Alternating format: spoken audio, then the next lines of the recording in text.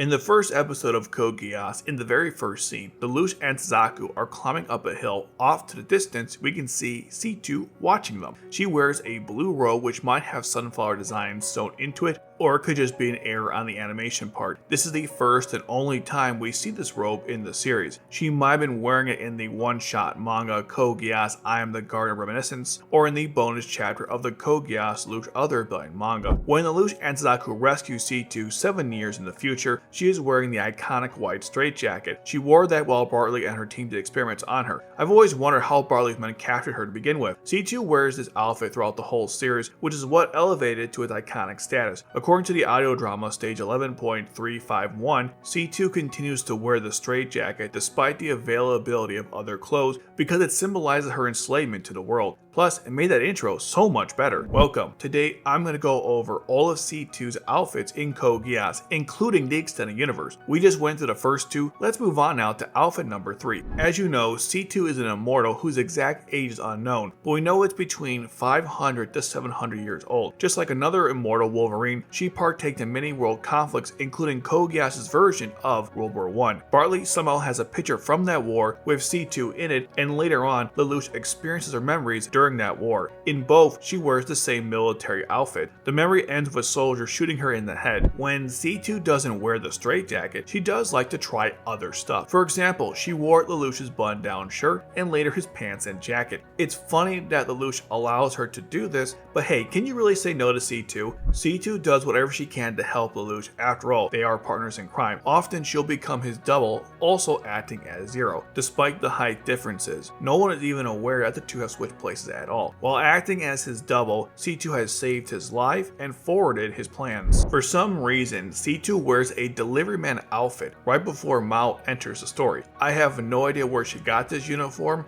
nor why she chose to wear it in the first place, and she only wore it when the Black Knights assaulted Port Yokosuka. Before the Battle of Narita, Lelouch is reviewing applications from people who want to join the Black Knights. While this happens, C2 is swimming in the pool wearing the Ashford swimsuit. She jumps off the diving board with no fear, probably due to being immortal, and maybe because she has some prior experience swimming. I suspect they show C2 doing this as a way to foreshadow how she got back to Common Island after defeating Jeremiah. During Lelouch's first run-in with Mao, C2 wore the weirdest outfit, consisting of a red and white dress and a tiny hat. She also complemented that hat with those adorable pigtails. The show always found interesting ways to change her hairstyle, and I'm with Command. What's with the tiny hats? What is it with these tiny hats? The outfit looks similar to what she wears at the end of R2 and in the outro for R2. We'll get to those later. C2 is very creative with her wardrobe choices. I'll give her that. When C2 goes after Mao on stage 15,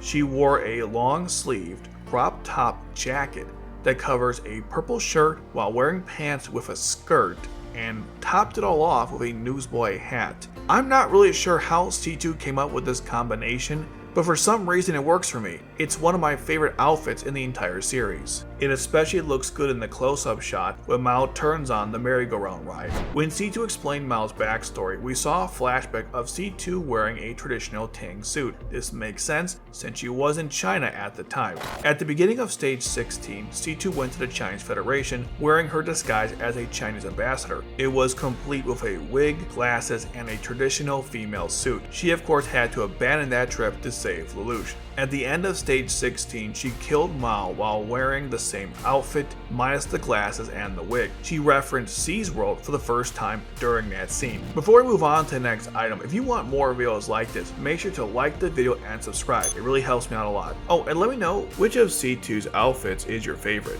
Now, back to the video. During Ashford events, C2 wears an Ashford female uniform to disguise herself. To complement the outfit, C2 puts her hair in separate pigtails, which you can see in the back, and she has 2 small strands of hair in the front. I love when she wore this outfit because you knew that Lelouch and C2 were going to have some fun banter. When Lelouch rescues Suzaku from the invading Chinese Federation forces, C2 is riding alongside him in the Gwain, wearing a brand new white officer's uniform. She wore this throughout the next episodes, even in the first few episodes of R2. I'm a fan of that outfit, just not sure how she got it. At Kamina Island, C2 and Lelouch triggered a Geass trap where Lelouch once again experiences C2's memories. This time he saw when people burned her at the stake and tortured her. She wore a simple dress during that time, which I dubbed the burning at the stake dress, and probably other times as well when they were torturing her. I can understand why C2 probably doesn't want to live anymore after witnessing these events. During a flashback in turn 14, C2 is wearing a traditional horseback riding attire that, you know, the rich people like to wear. I guess they have her wear that outfit to explain later on how she rode on a horse to Lelouch during the Zero Requiem. During the next Ashford Festival, to again make the world's largest pizza, C2 again wears an Ashford student uniform. This time she has pink hair ties and those metal ear coverings. Those coverings make her look almost elf-like. It was funny when Lelouch had to run after her during that festival.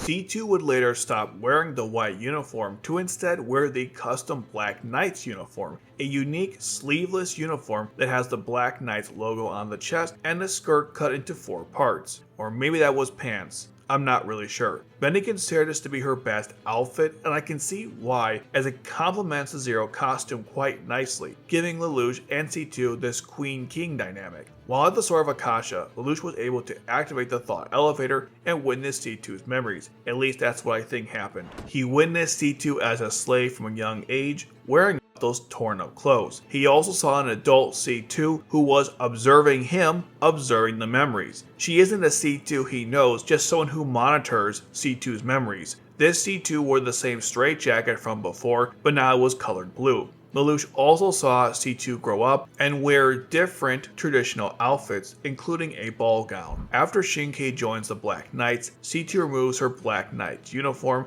leaving only her white crop top and shorts. Except during the Geass Order massacre, she would continue to wear that until turn 21. I wonder if C2 was cold when she was outside with Anya. I know I was just cold looking at her.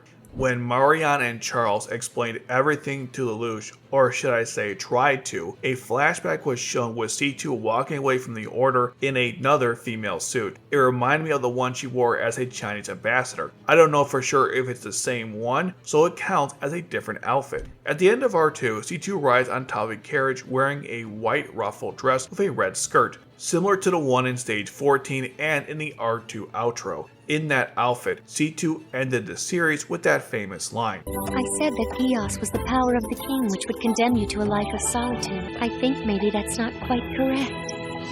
Right, Lelouch? During Millie's celebration party, where she resigned as president, C2 showed up in a maid outfit. She came to get the EU map data. Considering everything else she's wore so far, a maid outfit does seem par for the course. Before the events of R2, C2 and Colin were living together as they planned to rescue Lelouch. C2 is shown in a picture drama wearing this nice purple nightgown. This picture drama was also important to explain what happened with Lelouch during this time. C2 joined Colin and Lelouch as the 3 wore exotic dancer outfits. The plan was to secure a path to the Vermilion Forbidden City by fooling the chief of the Lyon garrison. It was definitely her most revealing outfit, and we learned from this that she can dance. After the mass confession event, C2 explained to Lelouch that she was talking about not him, when she was talking about someone that she admired. At that time, she wore a female suit with a white button-down shirt and a black skirt. She also technically wore a mask earlier in this special. Before the final battle between Lelouch and Schneisel, C2 relaxes while playing the harp. Eventually, she joins the Seal for drinks as they talk about the Zero Requiem and their love lives. The outfit C2 wears is a black dress with Emperor Lelouch themed accessories on the sleeves and the skirt. Suzaku also had the same designs on his uniform. There's also these small antlers by her ears, which are similar to the metal covering she had in turn 5. A nice outfit that I would have liked to have seen more of outside of the picture drama. In the OVA Nully in Wonderland, C2 acted as the Chastier cat, complete with that infamous butt plug where her tail went. Seriously, that scene gets paused quite a lot. You basically see her naked backside. In Akito the Exiled, When Layla discusses her past with the main gypsy lady, we see a flashback. This takes place when Layla was 6 years old in the year 2005, which is 4 to 5 years before V2 killed Marianne, which explains why C2 was still with the Order wearing those Geass robes. At the end of Glorification and the beginning of Resurrection, C2 wears that poncho outfit. She also wears similar outfits during the journey to Zilkstan, including a red dress. But for most of it, she just wears that outfit with the poncho. I still don't know what it's called. To sneak into the prison, C2 wore a brand new version of the straitjacket. This time it has more circular shapes, and design looks more futuristic, I guess. When Lelouch and C2 ride together in the Gekoi, C2 wore a brand new version of the white officer's outfit from R1. This time around, she doesn't wear pants and instead wears a skirt, which includes really long white boots, so everyone can see her backside in that one scene. It's not my favorite outfit, but I do like the color schemes. At the end of Lelouch of the Resurrection, C2 once again wears that outfit we saw in the beginning, but this time without the poncho, and then she puts back on the poncho. After Lelouch confesses his love for C2, we then see them holding hands as they walk away in the distance.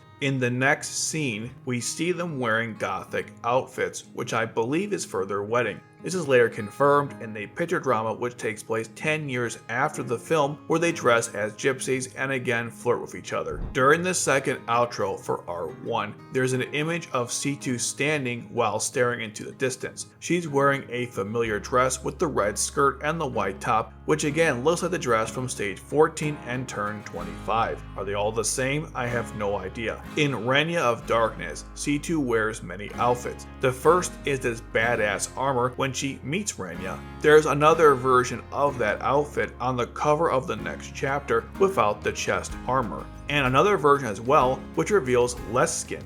C2 also wore a robe covering the armor in later chapters. While a captive of Waterboy, C2 wears an outfit that reminds me of her straitjacket from the original anime. She even wears a mask that resembles her face covering from the first episode. It's not actually a straitjacket, but a ripped dress, a dress she continues to wear after Renya and Futaba rescue her. When C2 meets Dash after all these years, she wore an outfit that resembled her Black Knight uniform.